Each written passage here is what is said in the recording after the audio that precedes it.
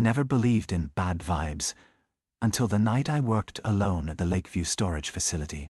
It was one of those endless stretches of low-budget storage units on the far edge of town, pressed up against a patch of woods that seemed to suck up every bit of light after sunset. I'd picked up the overnight shift for extra cash, figuring it would just be me, a desk, and a radio for 8 hours. No drama, just boredom. I had no idea that by midnight, I'd be desperate for boredom again, if only to drown out the creeping sense that something was watching me from just beyond the circle of security lights. It started small, like these things tend to do. At 10:14, just as I was logging an entry for a late customer, the desk phone rang. I jumped. The ringer was harsh and too loud in the one-room office, echoing off metal walls. I picked up and said my usual, "Lakeview Storage, this is Jake." Silence. No static, no background noise, not even the hollow click of an open line. Just absolute nothing, the kind of nothing that makes your ears buzz. I waited, said hello again, and then hung up when it became clear nobody was there. I told myself it was a glitch, maybe a robocall or a crossed line. Still, I found myself glancing at the window behind me, the one that looked out over rows of low, corrugated metal units. The darkness pressing up against that glass felt heavier than usual. I tried to shake it off. I texted my girlfriend, made myself a cup of the sludgy office coffee, and streamed an old comedy show on my phone. For a while, things settled. I started to think I was just jumpy from the caffeine. But then, just after 11, I heard it, the distinct scrape of metal on concrete, somewhere outside. Not close, but unmistakable. The units had heavy roll-up doors. They made a very specific sound when moved, like the world's biggest zipper being tugged too hard. At first, I thought maybe someone had forgotten something and come back to their unit. I checked the monitor, grainy black and white feeds from 4 security cameras, each pointed at a different row. Nothing. All the feeds showed perfectly still, alleys of storage doors, lit by the harsh fluorescent floodlights. No movement. No cars approaching or leaving. But the sound came again, longer this time, dragging itself down the length of the row. I peered into the darkness outside the window. The strip of grass separating the office from the storage blocks was empty, just faintly visible under the buzzing lights. But I couldn't shake the feeling that if I looked long enough, something would shift. I grabbed the flashlight from under the desk, more for my nerves than anything, and stepped out onto the gravel path. The air was cold and damp, thick with the smell of wet earth and rust. As I walked toward the nearest row, my boots crunching too loudly in the silence, I kept telling myself it was just the wind. Maybe a loose latch, or the night expanding and contracting the metal in odd ways. When I turned the corner past the first row, the beam of my flashlight caught something strange. One of the units, number 117, had its door slightly raised, 2 or 3 inches, just enough to see blackness beneath. I know for a fact I'd checked all the doors at the start of my shift. They were all locked, all flush with the concrete. Maybe someone had broken in. My hand shook a little as I knelt, peering at the gap. There was nothing but darkness, so thick my flashlight couldn't penetrate more than a foot. I called out, "Hello? Facilities closed. You need to come out." My voice sounded thin and too loud. Nothing answered. No scurrying or shifting from inside.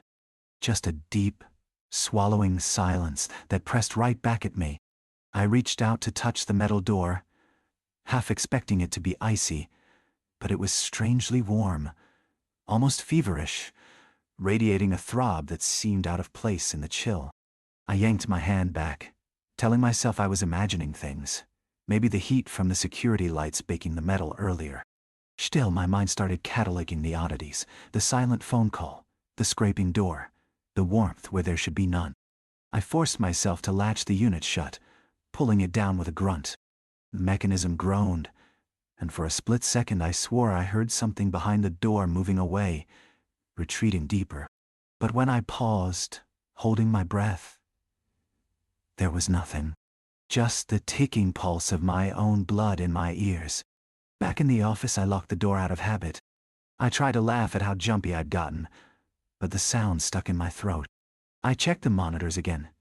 Nothing but ghostly rows of unmoving doors. Yet, I couldn't shake the impression that the angles had shifted a fraction, like the cameras were pointed just a little differently than before. I even checked the wires, running my hand along the tangle beneath the desk. Everything looked normal, but the unease wouldn't let go. At midnight, my phone vibrated, a weather alert about patchy fog rolling in.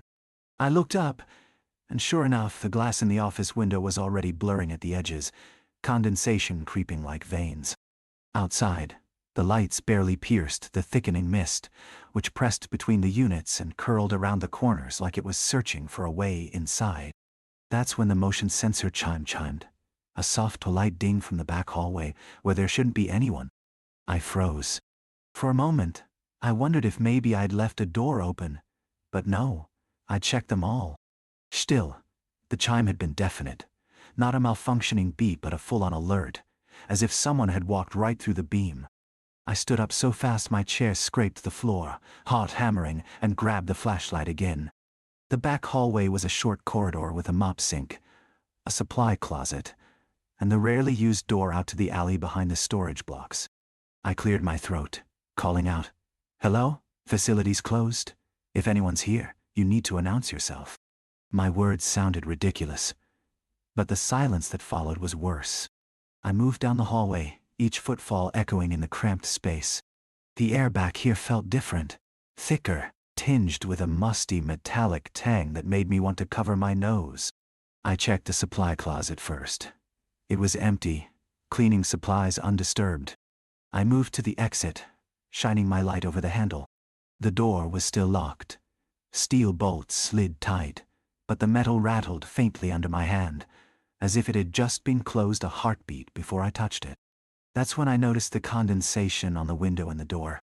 Something had traced a spiral pattern there, a perfect, careful swirl, like a fingertip dragged through the fog. It was fresh. Droplets still slid down in the wake of the mark. I stared at it, feeling the hair on my arms bristle. No one could have reached it from outside. It was too high, and there were no footprints in the gravel below. The radio at the front desk crackled, a burst of static so loud I nearly dropped the flashlight. I rushed back, mind whirring with possible explanations. A prank? A system glitch? Maybe some local kids messing around. I tried to convince myself, but deep down I knew this felt different. Deliberate. Is.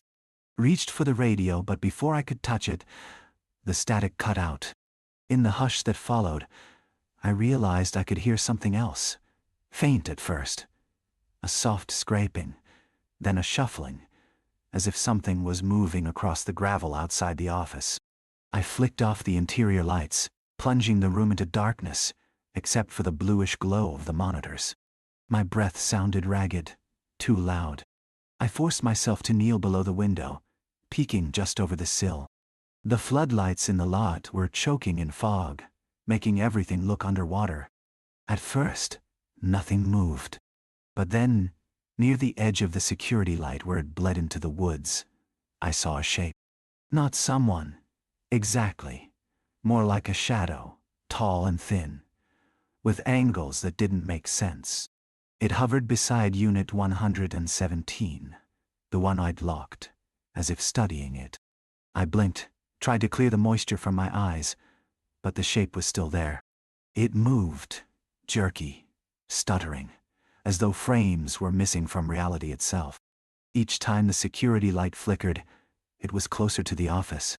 Not walking, just appearing. Between one heartbeat and the next, it was at the base of the steps. I dropped behind the desk, mouth dry.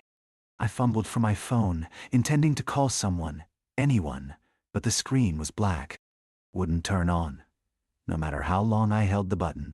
The landline stared at me, silent, the dial tone gone. For the first time, I realized how completely alone I was, the woods pressing in on all sides, the nearest house miles away.